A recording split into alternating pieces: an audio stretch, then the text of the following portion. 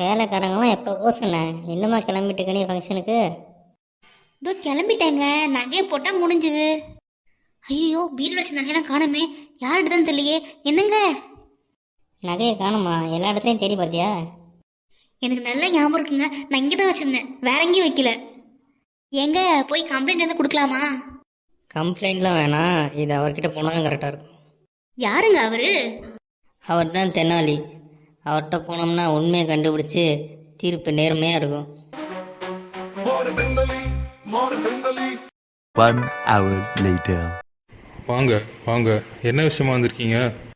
ஐயா, எங்கள் வீட்டில் இருந்த நகையை காணும், நீங்கள் தான் எப்படி கண்டுபிடிச்சி தரணும், அது விஷயமா தான் உங்கள்கிட்ட பார்க்க வந்திருக்கோம். சரி, கவலைப்படாதீங்க, நான் கேட்குறதுக்கு மட்டும் விவரமாக பதில் சொல்லுங்கள். சரிம்மா, நகையெல்லாம் என்னைக்கு காணாம போச்சு? இன்னைக்கு தாங்க காணாமல் போச்சு. சரி, உங்கள் வீட்டில் உங்களை தவிர வேறு யார் இருக்கா? எங்கள் வீட்டில் நாங்கள் 2 பேரும் எங்கள் வீட்டில் வேலை செய்கிறவங்களும் தான் இருக்கோம். இன்றைக்கி இது உங்கள் வீட்டுக்கு புதுசாக யாரும் வந்தாங்களா? இல்லைங்க, வெளியிலேருந்து யாரும் வரல. நாங்களும் ஃபங்க்ஷன் போகணுன்னு வேலையாட்கள்லாம் சீக்கிரம் வீட்டுக்கு அனுப்பிச்சிட்டோம். அப்புறம் போய் பார்த்தா நகையை காணோம். சரி வாங்க, உங்கள் வீட்டுக்கு போய் ஆக வேண்டியதை பார்ப்போம். A few moments later. உங்கள் வீடியோலாம் செக் பண்ணிட்டேன். நாளைக்கு வழக்கம் போல் உங்கள் வேலையால் வந்தோன்னே எனக்கு கால் பண்ணுங்கள். The next day. நீங்கள் சொன்ன மாதிரி எல்லா வேலையாளர்களும் வந்துட்டாங்க. நீங்கள் எப்போ வரீங்க?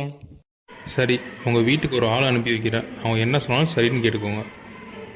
நான் தான் தென்னாலே அனுப்பின ஆள், நான் சொல்கிறதெல்லாம் நீங்கள் கேட்டுக்கோங்க. இப்போ உங்கள் வீட்டு வேலையாளெல்லாம் கூப்பிடுங்க. உங்கள் எல்லாரையும் நீங்கள் எது கூப்பிட்ருக்கேன்னா, இவர் நம்ம வீட்டுக்கு வந்த விருந்தாளி.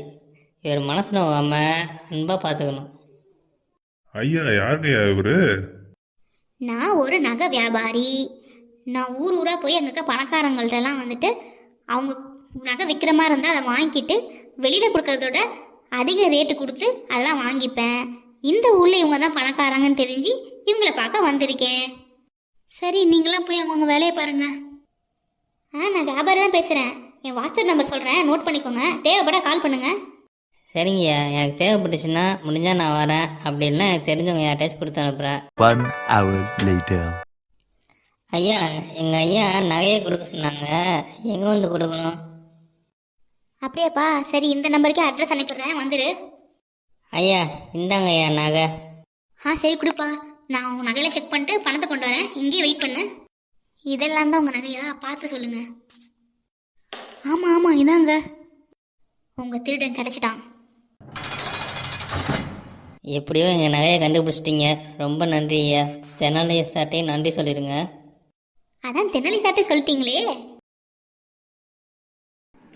எல்லா விஷயத்திலையும் சாத்தியம் இல்லாததை நீக்கிட்டீங்கன்னா மீதி இருக்கிறது சத்தியமானது.